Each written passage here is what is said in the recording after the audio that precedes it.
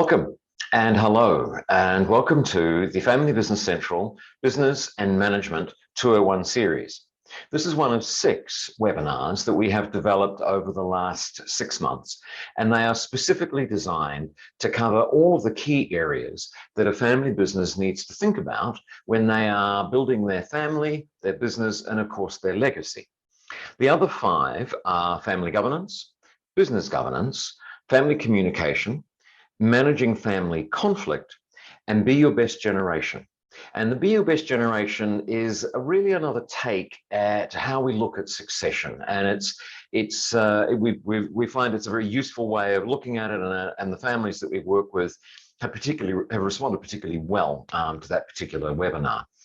So what I want to talk about in this webinar is what are the key things that as a family business you need to be aware of when you're thinking around the management side of the business, the strategy, and how you set things up. And what I'll also talk about is the evolution that we see most family businesses go through as they grow over time. And really what we're saying is that when the business was fairly young, and it might be when, say, mum and dad started it and the kids started coming in as young children, 20 years later, it's a very, very different business. 40 years later, it's a radically different business. And so both the family and the business needs to evolve as it changes, as it grows, and as its needs change. So let's start, and I look forward to hearing any comments or thoughts you may have. Please put them down below in the comments section. Now, if any of you have seen both our webinars and or any of the workshops that we run, this diagram is probably core to what we do, and we're talking about it in most of these particular webinars. I'm not going to spend a great deal of time on it today, more to just really pinpoint where the focus of this particular webinar is. If you look at it, on the left-hand side, you have your family governance. On the right-hand side, you have your typical business governance. Now, they're simplified, certainly. And if you are a family business, you need to be dealing with both. If you're just a privately held SME of some sort, you don't need the left-hand side. You know, if there's no family involved, or you're going to sell the business or whatever it is, it's actually, you just need to stick with the right-hand side. In this webinar, we're really focusing on the issues around the board and the executive and the management team, and what they need, what is important, and what also not to do. And we talk a little bit later on about the hats that you're wearing.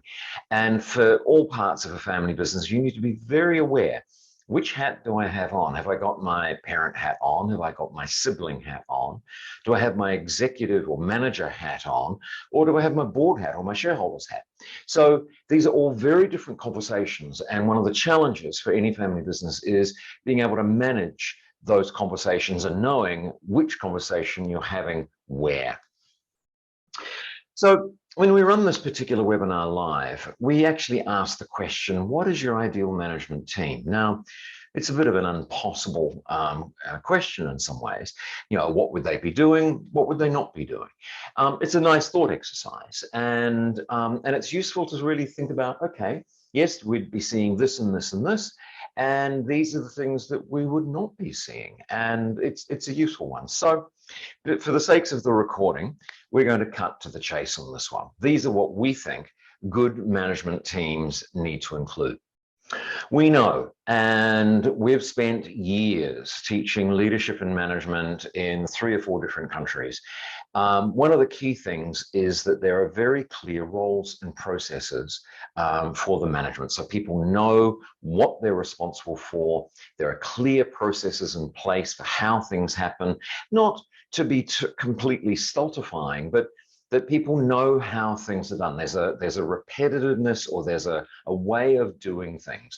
If you're making it up all the time, or if all the information is in one person's head, you're actually running enormous risks. And that's one of the things that all family businesses need to manage, is their risk, because often they are guilty of single man or single person risk. So clear roles and responsibilities are very important. You need clear KPIs that people can work to. They need to be practical, they need to be doable, there needs to obviously be a bit of stretch in there, but people need to know what it is that they are working towards or achieving or working in a team in order to achieve. So that's very important. Communication is obviously critical, both up and down. Managers need to know how to manage their boss. Bosses need to know how to manage their staff well. You need to have good communication flows. And we've obviously discovered in these days where people are working remotely, that in fact communication electronically can be extraordinarily helpful and important. In fact, many businesses have survived purely because Zoom and Teams and that sort of thing has been around and enabled that to happen. However, there's also the informal communication. And we know that there's a lot of businesses where they've been working very virtually, where they're missing that informal conversation. Well, they might call it the water cooler conversation if you're in America. But, being able to sort of bump into somebody, whether it's in the lunchroom or go down and get a cup of coffee or something like that. These things are really important. So you've got the informal communication and then you've got the formal communication that is very, very important. You want people in roles based on merit. And basically what we're saying here is that they've got the job because they've got the right skills. And the reason we put this in is actually from a family business perspective, we have a very strong emphasis on merit, that someone in the family who comes into the business is there because they actually have the skills, they have the experience that is appropriate to the role. They're not there just because they're family. And we'll talk a little bit about that one a little bit later. Clear reporting lines. So you know who you are reporting to, therefore who is holding you responsible. This is the person you have the conversation around your roles, around your KPIs, that sort of thing. So a good organization should actually be able to pull out the organization chart and go, okay, yes, these are the reporting lines. This is who reports to who. We've seen some interesting organization charts in our times where you might have 15 people reporting to one person, which frankly is just ludicrous. It's just too much on that. So having clear reporting lines, knowing what the org chart is, and also keeping it updated because it does change and it does evolve. Very practical OHS and HR policies. The challenge is you can get bogged down in an awful lot of red tape. Now, I'm not saying these things aren't important. They're extremely important. And you need to have good policies in place. You need to have policies around bullying. We were just talking with someone recently, and they got caught out because they had an allegation of bullying, but they had no bullying, they had no strategy, they had no training, and they didn't even have a policy. So you need these things in place, but they need to be practical, they need to be doable. Otherwise, they just become folders of paper or electronic folders that sit on the computer or on a shelf and no one looks at them. Right? They're effectively useless. So we want practical, doable, effective HR and OHS policies. You need a very clear understanding of the values. Now, family businesses are often really clear about their values and they often live them. The number of times we've seen in other businesses, corporate businesses and that sort of thing, where you'll see a whole list of values typed up, put up on a wall, and they're just tokenistic. So know what your values are, and actually more importantly, what are the behaviors that represent those values? Now, I could do a whole couple of hours talking about this. It's a really important one. But if you are going in and down the road of exploring and identifying and drawing out what the values are, you need the behaviors that fit underneath this. And that takes time and that takes real thinking. But it does mean that they become alive for people, that you can have conversations in terms of decisions are made around, does this fit with our values? And that's an incredibly important question to ask, depending on whether it might be an investment or how people are treated or whatever it is. So clear understanding of values is really great. You need to be able to have within your management team frank and robust conversations. And this is part of the communication, but it's I guess a type of communication. One of the risks for any organization, any business, is what we call groupthink, where everybody just keeps thinking the same thing or or not challenging any of the decisions or the conversations or the assumptions that are going on. And there are many, many, many case studies of groupthink where organizations, frankly, have made stupid decisions or taken very stupid decisions, actions, because nobody has challenged what is actually going on there. That ability to have conversations, for senior people to accept that some tough questions about why do we do it like this or what happens, that sort of thing. People to be able to suggest new ideas or new ways of looking at things, for that to be tolerated. Now, it's not the easiest, but it is really important because it allows fresh ideas. It allows assumptions to be challenged and really thought through. And even if the assumption is still valid, you then know that it's valid because it's really survived a challenge and questioning, from somebody. So you know it's a good assumption to be making.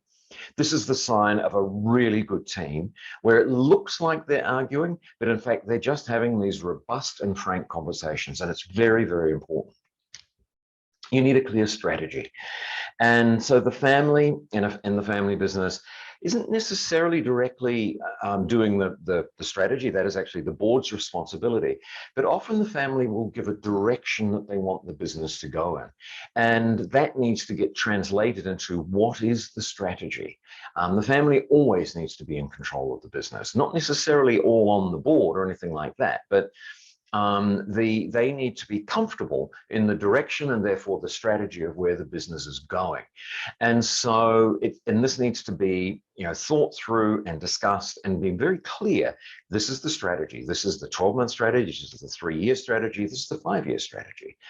We know some businesses that have a broad strategy for the next 80 years. And that's great. I mean, it's pretty broad, I have to admit.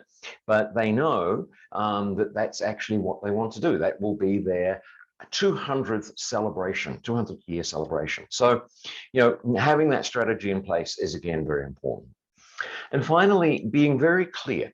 What are the responsibilities of management or the executive team, and what are the responsibilities of the board and the directors?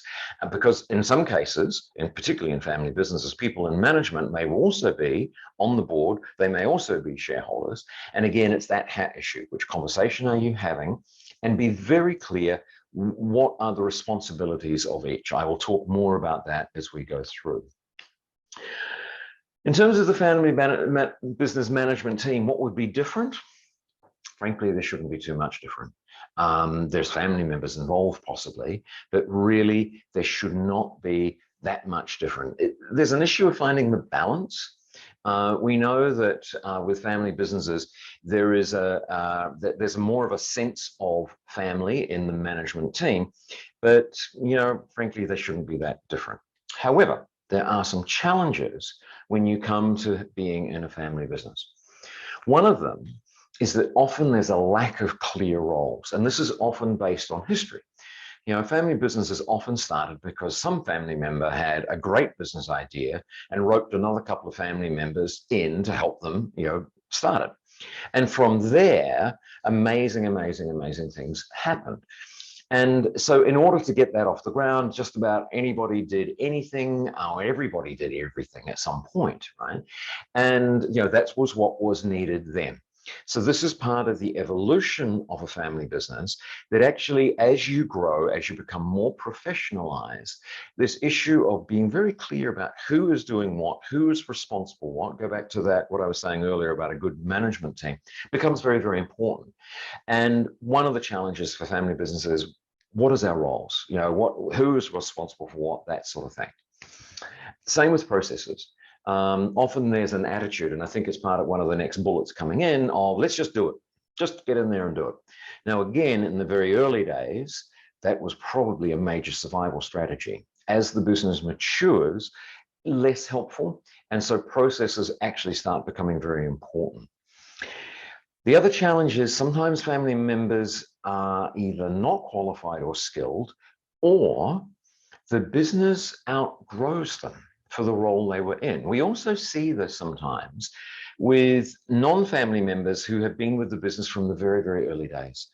And so we find that somebody's been incredibly faithful to the business and to the family and been there for 20 or 30 years, but actually their skills have not kept up with what the business requires. And that's a very delicate conversation to be having.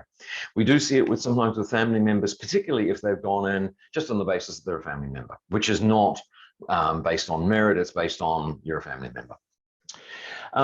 The attitude of just do it. I talked about that before. At times that works really well. And sometimes there's an initiative there and people just get in, they don't stand on ceremony, things get done. There is a bit of a juggling act with this, but it's got to be one that's managed very carefully. And I go back to that comment about, needing processes and ways of doing things. Sometimes with family businesses, there's a reluctance to deal with unhelpful family behavior, and equally, sometimes unhelpful behavior of non-family staff as well. Sometimes we will tolerate things that actually we shouldn't be tolerating. It's harder when it's a family member.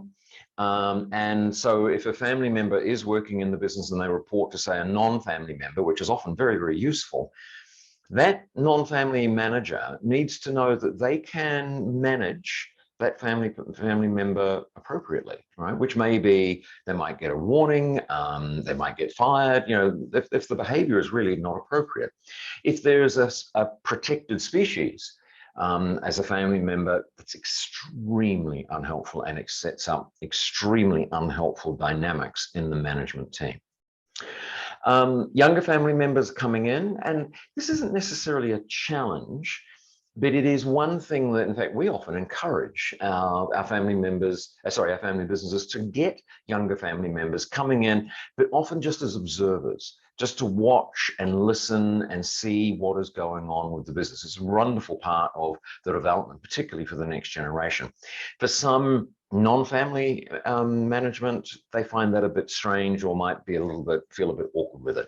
Communication about that is actually very important here. Family businesses are actually, in our experience, often not that good at dealing with performance issues. They don't want to have those tough conversations, which at times we need to have. And, well, frankly, no one likes it. It's a particularly unpleasant thing that you have to deal with, but actually you do have to deal with it. And so sometimes it can be a favored non-family member of the group. Sometimes it's a family member. But family businesses often shy away from that, and that can create all sorts of problems. And sometimes there can be decision-making bottlenecks. And again, what we're thinking of here is sometimes you've got the founder of the business who has built this thing up, who has spent countless sleepless nights and taken risks and built it up and all that sort of thing. And they often are the ones that have to make all the crucial decisions. Now, when you're a small business, that's not relatively easy, but when you get bigger and bigger and bigger, the amount of decisions that need to be made is actually too much for just any one person, no matter how skilled they are. So again, it comes down to appropriate delegation of authority, and decisions being made, and I guess a level of control being delegated down to other members of the management team. The upside, and there are many, many upsides of a family business. We see them take care of staff and family amazingly well. There's a generosity there. There's a sense of we are a family business, and staff love working with family businesses. And this isn't just us saying this. We've seen this in reports and research that have looked at family businesses, and it's very clear, more people prefer to work with family businesses than non-family businesses. If you would like some research on that, please email me. We have a paper, one from 2017 and one from 2019 that we can fire your way on that one. But it was very well done, significant research talking about this. There's often an informal atmosphere. There's a flexibility there. Sometimes that gets taken advantage of at times, but again, there's often an essence in a family business where actually it's a really good working environment and working culture. I can think of immediately several, just straight off the top of my head, where they've actually done surveys on staff culture and that sort of thing. And these people have just aced these surveys. The people have loved the culture there. They feel taken care of. They work hard. They deliver great results. And I know, in fact, a couple of them, I've seen their P&Ls, and they've done amazing things. And they've built this amazing and supportive and productive culture within their management. It feels like family, which is really referring to what I was saying early. But it's again family that does things. It's not family that lets people get away with things or isn't honest or doesn't have the hard conversations. People feel like they're rewarded appropriately, that they're taken care of, that demands are made of them in terms of performance and so on, but that actually it's a good place to work. Loyalty to staff is a very high element of family businesses. Sometimes too much. Sometimes we let staff get away with too much, or sometimes, and as I was saying, there's a reluctance if someone isn't performing because effectively the organization has outgrown their skill level. It's a very difficult conversation to have on that. But equally, you generate huge loyalty from staff. Right, and that's a wonderful thing. Turnover is inevitably lower in family businesses, and so you get amazing loyalty. And over the pandemic, over the last couple of years, I think you've seen a real level of that loyalty both ways, from family businesses and from their staff to get in and deal with the pretty challenging issues. And I've added this one in. There is sometimes the upside, of course, is that it's just, you do have that attitude of let's just do it. And that can be a real upside. It's just making sure that, there's where appropriate, you do have the processes in there, but sometimes the ability to just cut through and sort something out is a huge asset for a family business. So over the next few slides, I want to talk about what I mentioned earlier, which is this evolution of a family business. And we've seen this in many, many, many businesses that have started fairly small and they've grown and grown and grown. So for the first off, often family businesses have been extremely hands-on. Everybody knows what's going on and everybody can help out. Now, actually, as you get larger, the issues become far more complex, and it's impossible for everybody to be across everything. So responsibilities have to be delegated, authority needs to be delegated, and there has to be this trust that other people will make good decisions around that. Otherwise, you can't grow, right? It's just impossible otherwise. So it is very important that as the business is moving from everybody being involved with the decision-making to clear lines of responsibility and accountability, particularly allowing the family business, which is what they're very good at, to make fast decisions. Then we go from everybody just getting in and doing things to the importance of formal roles and processes, and so that there is a level of consistency, traceability, accountability, and obviously alignment with actually what the strategy that has been developed is trying to achieve. Most family businesses will start off with everybody involved in both the operations and in the strategy. Now, the evolution here, or this element of the evolution, is that the business is setting up proper and clear governance structures, bringing in, obviously, family members, but also other outsiders to bring in new information, new ideas, new connections that have able to give input on how their business can manage and adapt to the various challenges that they're facing. Now, we've seen this work brilliantly in a number of family businesses through the pandemic. Those with a board of directors, with independent directors coming in, were able to provide incredibly helpful and useful advice that allowed some of the family businesses to really navigate some very, very tricky situations that they were in. Carrying on here, often in the initial part, decisions are made on the fly, right? Actually, as your business grows, you need to make sure that decisions are made carefully and considered by the right group or person within the business. Again, as things grow, not everybody can be across everything. So that delegation of decision making is important. And as it says there, what are the decision matrices in terms of who is responsible for what? Now that can sometimes include the board, that can include the family council, as well as different members of the executive. Often at the beginning, family members very easily came into the business. As youngsters, they might be in there doing all sorts of things. And sometimes you get roles created for family members. Now, this actually is something that I see where you've got family members sometimes with particular special needs.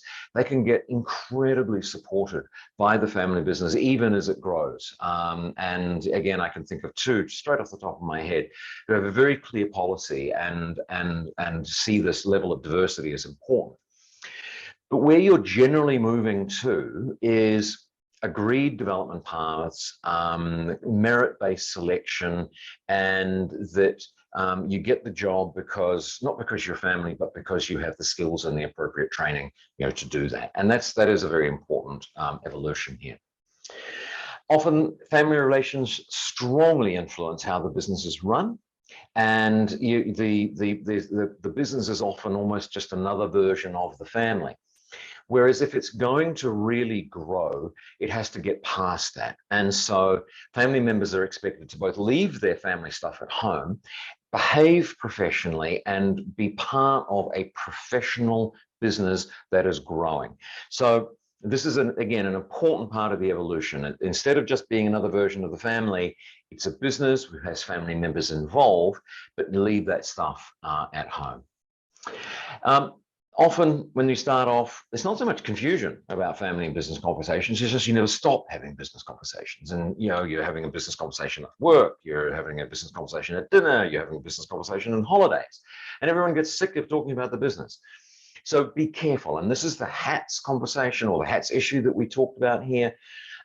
Remember, formally, when you're talking about the business as a family, that's where the family council comes in here and is looking and providing direction, say to the board or to the management.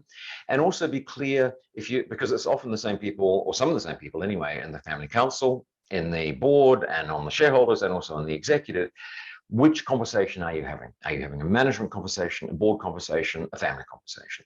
So this is clear. Family members, and as their business evolves, are very clear about which conversation they're having. And there's all sorts of little ways you can do that. For example, one simple one is you have board meetings in certain places and only board meetings in those meetings and those places. You might have a family council meeting, which is usually twice a year, but that's in another place, which is not easily confused with when you might have a management meeting. Simple things like just the physical context. So a lot of this is striking the right balance for a family business here. There are many, many advantages and strengths in family businesses. Why they last longer. They have a much greater lower level of risk, and they can handle adversity better than a lot of other businesses. And at the same time, there's an awful lot that we can learn from large corporations and that sort of thing. Let's not take away from what we can learn from them. However, it's really important you don't lose the family element. Right? And in the business as it professionalizes. Now, you'll need to define what that means. Now, often it's around culture in some ways. And seen a couple of family businesses who have been sold.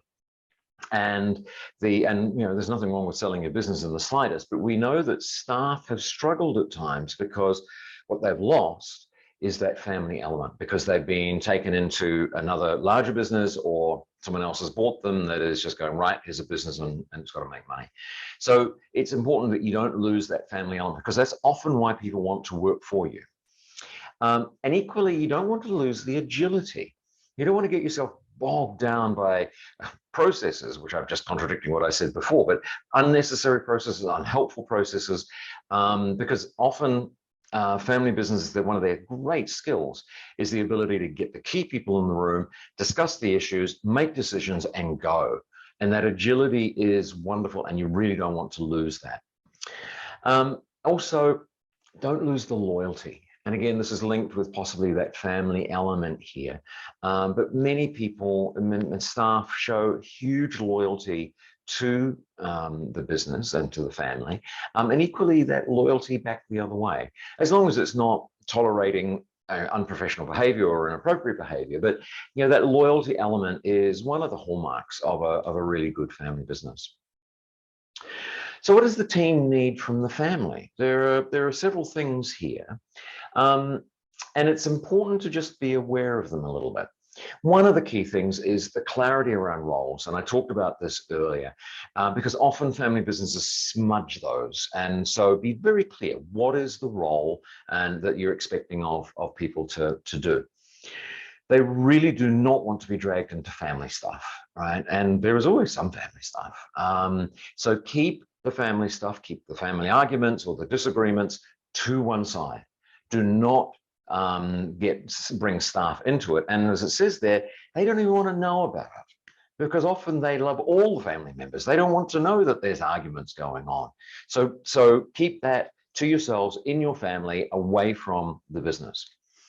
Don't play favorites, and you say that for any organization, right? Be fair, be transparent, be honest. Our three core elements of a good family business. Don't play favorites. It won't work. Be clear around what both the expectations, and that could be expectations around behavior of what you expect of them, but equally effectively, what is the goal? What are we working towards? Because otherwise you sort of meander around, and the risk is you'll get people working at cross purposes to one another. Clear communication, and again, you don't want multiple bits of information that contradict each other coming from different people. Be very clear who is responsible for what and who is communicating what, and what those expectations are around this. That really talks about reporting lines, right? So you should be able to dig up very quickly an org chart and shows who reports to who and who is responsible for what. Okay. Family and business, another really pretty key issue here. All right.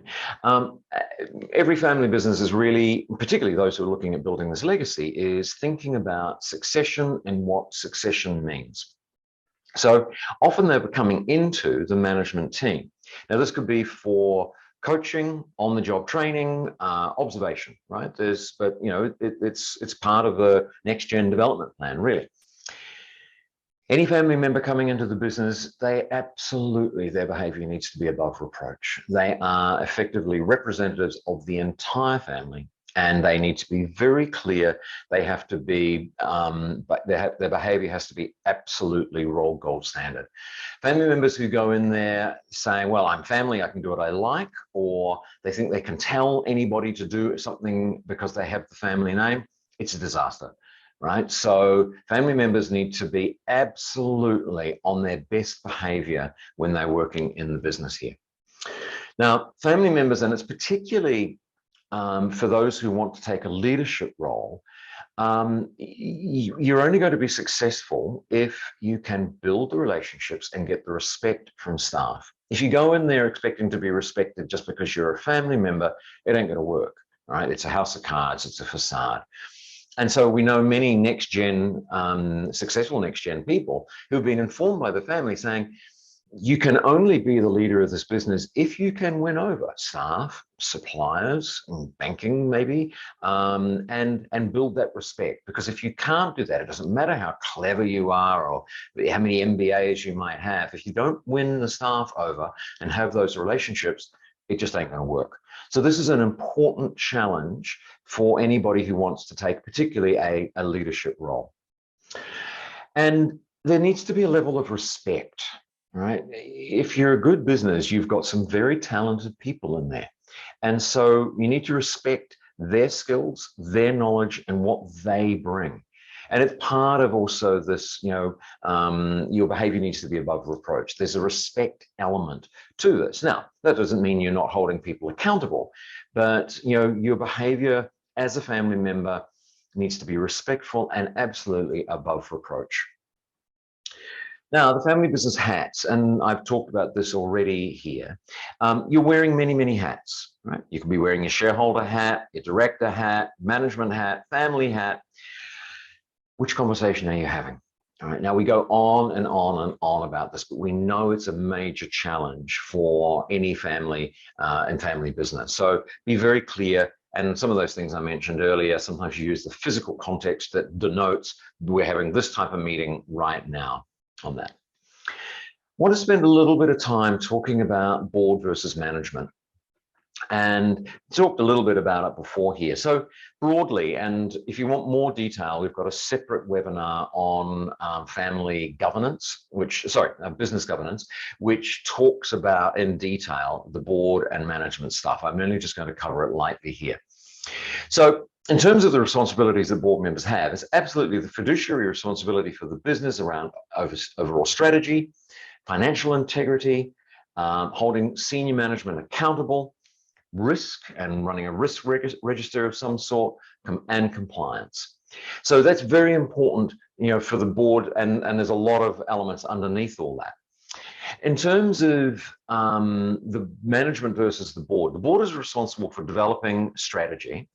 The management is responsible for delivering on that. And so there's a whole conversation that is going on, usually fairly formal, around the board saying, okay, how are we doing on the strategy, and the operation or the management team being able to say, this is what we've delivered, this is where we're at, that sort of thing. And that demarcation of roles is very important there. In the board, we talk about noses in, fingers out. The board is not there to be operational. And in many ways, they shouldn't have any contact, well, limited contact, let me put it that way, with actual management. And we find, and I found this both in private organizations and governmental organizations, when the board starts getting too operational, it drives management bonkers. And so this noses in, fingers out is really important. And so the board, there's all sorts of ways that they can hold the CEO particularly accountable, and the CEO then holds the management accountable. But it's these structures that really help, drive the performance and reduce the crazy making behavior, which sometimes we do see when you've got the board and the management. Final questions for you to be thinking around here. Can family members report to other family members? Now, some family businesses are very clear. No, it can't happen. Right? We take a fairly neutral position on this one. I don't necessarily have a problem with family members reporting to other family members. It is sometimes easier not having a family member report to a family member, but in some cases, your size means you don't have any choice. It is, if you do have a family member reporting to another family member, you've got to be really clear about the hats, and the manager in that particular situation needs to have full management rights to manage the person the way they need to be managed. And if that means they might need to be reprimanded or hauled over the coals for something like that, they need to be able to do that. That's not always as easy as it sounds, but you can do it. One of the other questions is, should you always have a family member, either the CEO or the chair of the board? Again, we have some family businesses who say, absolutely, it's got to be one or the other. We're less wedded to this. It depends on the business. We've got plenty of family businesses where the CEO is a non-family member and the chair of the board is also a non-family member. As long as the family holds the majority of the shares, as long as things like might be a majority of family members on the board. There's ways of managing that, but whether you have to have one or the other all the time, I can see the pluses and minuses of both. But again, I've seen businesses work both ways, and it's not a problem at all. This is a really important question here. When you're choosing a non-family business leader, because sometimes in the succession from one generation to the next, there's actually no one who is either qualified or wants to take over a leadership role in the business. That's not a problem. There are plenty of very good, talented CEOs and MDs and managers, non-family, that can come in. It's really important to think about what do you need to be looking at and selecting them.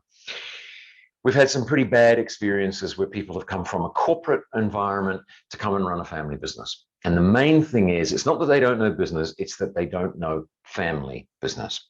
Family businesses require another set of skills. They have to be able to tolerate at times a level of messiness. They have to be able to tolerate the family wanting to know what's going on, being involved, even if they don't work in the business. And they have to be able to manage the family relationships and at least tolerate and to some degree manage the family dynamics in there. A family business is different from a corporate, and by all sorts of reasons around that. So if you're looking at a non-family business leader, they've got to have those other skills as well as being a bloody good business leader and business manager and business now. So pick carefully, preferably someone who's got experience working with family business or can at least start demonstrating how they would manage some of these family dynamics, because they have to.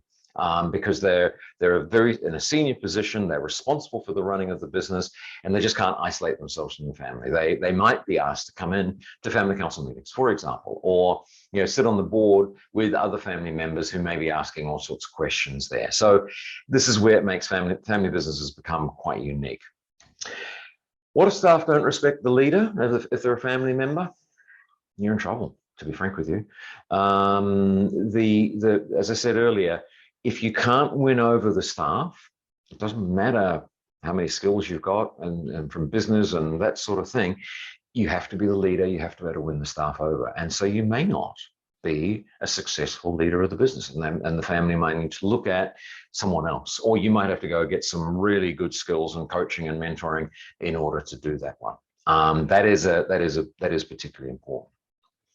So I want to wrap up here. Obviously, if in the live webinar, we'd be asking questions and getting you to ask questions and so on.